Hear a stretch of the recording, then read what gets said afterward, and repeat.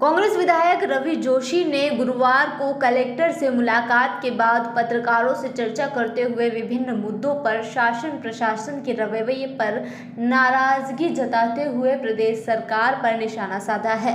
उन्होंने कहा कि शिक्षा का स्तर गिरता जा रहा है। हायर सेकेंडरी का परिणाम 10 वर्षों के मुकाबले सबसे कम रहा।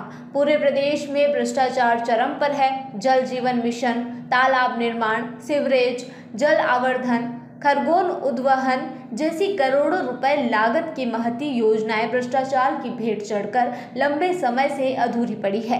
जनता भाजपा सरकार से त्रस्त होकर परिवर्तन चाह रही है। प्याज कौड़ियों के भाव बिक रहा है। सरकार प्याज के दाम समर्थन मूल्य की दर पर तय करे। इस दौरान जिला अध्यक्ष रवि नायक, पूर्णा ठाकुर भी मौजूद थे। विधायक ने कहा कि जिले में 21 मई की देर शाम आए तूफान में जनपद के करीब 6 गांवों में 200 से अधिक घरों को नुकसान पहुंचा है।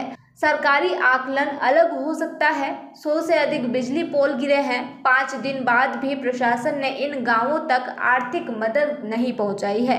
केवल सर्वे की दुहाई दे रहे हैं। यहां तक कि खेतों में बिजली सप्लाई तक शुरू नहीं हो सकी है। नतीजतन लाखों रुपए मूल्य के मिर्च बीज के रोपे, कपास के बीज सिंचाई के अभाव में खराब होने की स्थिति में पहुंच गए हैं।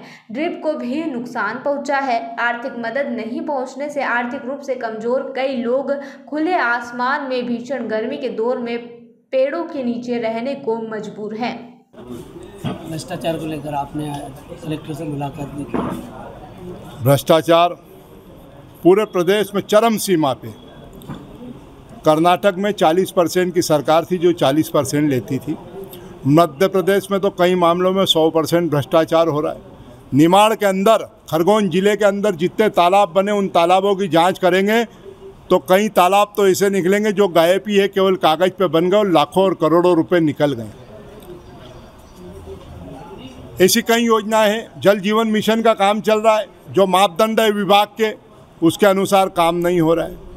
खरगोन के अंदर 200 करोड़ रुपए की 2 योजनाएं बड़ी आई थी, सीवरेज की लाइन और पानी की लाइन, दोनों में भारी भ्रष्टाचार हुआ। आज देखें सीवरेज की लाइन पूर्ण तरह से फेल है। पानी की जो लाइन उन्होंने डाली वो लाइन भी पूर्ण रूप से फेल होगी। भ्रष्टाचार खरगोन ही नहीं, खरगोन जिले नहीं, पूरे प्रदेश में चरम पे। लाडली बहना योजना, लाडली बहना योजना, शिवराज सिंह जी ने कहा मेरे को एक दिन रात को सपना आया। सपना नहीं आया, सपना दिखा हिमाचल का कि हिमाचल में सरकार बन गई। हिमाचल में बहनों को, नारियों को, माता बहनों को वहाँ की सरकार ने योजना बनाई, उनको हजारों रुपए महीना देना शुरू करा। शिवराज सिंह जी को चक्कर आ रहे थे, वो तो ऐसे ही बोल गए कि रात को सपना आया तो मैंने मेरी पत्नी से बात करी, 1000 रुपये महीना दूंगा। उन्होंने जिस तरीके से मध्य प्रदेश में उस योजना को चुरा के लाए थे, आधी अधूरी योजना थी। एक घर में एक बहन को दूंगा, बाकी को लड़वा दिया। सास को नहीं दूंगा, बहू को दूंगा, बहू की बेटी को नहीं दूंगा। बहू की बेटी भी पढ़ने जाती है, उसको भी लगता है। हमने इस योजना का 18 वर्ष से लेके 118 साल तक जो भी नारी हो, जो माता बहनें हो, सबको 1500 रुपये महीना कमलनाथ जी के नेतृत्व में सरकार बनेगी। और हम घर में अगर परिवार में 18 साल से 118 तक की पात्र है सबको देंगे। नारी सम्मान योजना क्या कांग्रेस का घोषणा पत्र माना जाए? बिल्कुल, कांग्रेस के घोषणा पत्र में रहेगा। 5 बिंदु है।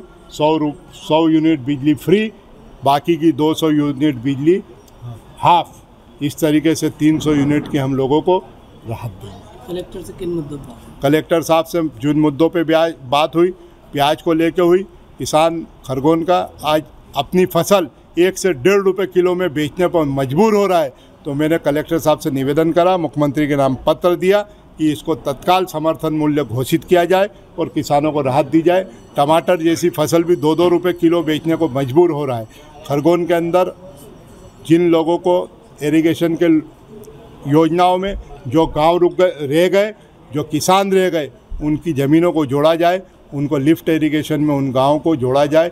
एक उदाहरण घुघरा खेड़ी का सिलोटिया कस्बा है, सिलोटिया गांव है, और उसमें 450 से 500 एकड़ ज़मीन ऐसी छूटी है कि जो विस्तान लिफ्ट इरिगेशन में भी नहीं आई, BR2 में भी नहीं आई है, और अपर वेदा जो उसके पास से नहर निकल रही उसमें भी नहीं आई है। ऐसी चीज़ों को इंगित करके मैंने कलेक्टर महोदय को निवेदन किया है कि ऐसी योजनाओं से कहीं ना कहीं जोड़े जो किसान वंचित रहे। भ्रष्टाचार के मुद्दे पर क्या विधानसभा में सवाल उठाएंगे? बिल्कुल, आने वाली विधानसभा में खरगोन जिले और पूरे प्रदेश में जो भ्रष्टाचार बड़े पैमाने पर हुआ उसको उजागर करेंगे। धन्यवाद।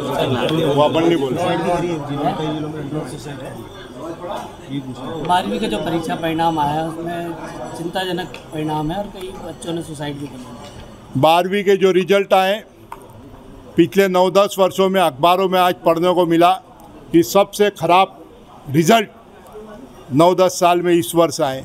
कोरोना नाम की बीमारी पिछले 2-3 वर्ष पूर्व थी, उसमें स्कूलें बंद थी, डिजिटल पढ़ाई हुई, बच्चों ने ऑनलाइन पढ़ाई करी, उसके बाद बच्चे अच्छे रिजल्ट लेके आए। रिजल्ट खराब आया, निश्चित सरकार की पकड़ नहीं है। सरकार की शिक्षा की व्यवस्था पूरी तरीके से फेल हो चुकी है और कई बालिकाओं ने इस रिजल्टों को देख के पढ़ने वाली होगी, जब भी रिजल्ट खराब आया पढ़ने वाली बच्ची थी, लिख के आई होगी, कॉपियाँ भी ढंग से नहीं जांची हो, ये भी हो सकता है। कई बच्चों ने आत्महत्या कर ली। मैं बच्चों से निवेदन करना चाहता हूँ आपके माध्यम से, हम लड़ाई पूरी ताकत से लड़ेंगे, रिजल्टों को लेके भी लड़ेंगे, पढ़ाई को भी लेके लड़ेंगे, अच्छी शिक्षा व्यवस्था है इसको भी लेके लड़ेंगे, लेकिन कोई आत्महत्या न करे। जिन मुद्दों पे भी आज बात हुई, प्याज को लेके हुई, किसान खरगोन का आज अपनी फसल 1 से 1.5 रुपये किलो में बेचने पर मजबूर हो रहा है। तो मैंने कलेक्टर साहब से निवेदन करा, मुख्यमंत्री के नाम पत्र दिया कि इसको तत्काल समर्थन मूल्य घोषित किया जाए और किसानों को राहत दी जाए। टमाटर जैसी फसल भी 2-2 रुपये किलो बेचने को मजबूर हो रहा है। खरगोन के अंदर जिन लोगों को इरिगेशन के योजनाओं में जो गांव रह गए, जो किसान रह गए, उनकी ज़मीनों को जोड़ा जाए, उनको लिफ्ट इरिगेशन में उन गाँवों को जोड़ा जाए। एक उदाहरण घुघरा खेड़ी का सिलोटिया कस्बा है, सिलोटिया गांव है, और उसमें 450 से 500 एकड़ ज़मीन ऐसी छूटी है कि जो विस्तान लिफ्ट इरिगेशन में भी नहीं आई, BR2 में भी नहीं आई है, और अपर वेदा जो उसके पास से नहर निकल रही उसमें भी नहीं आई है।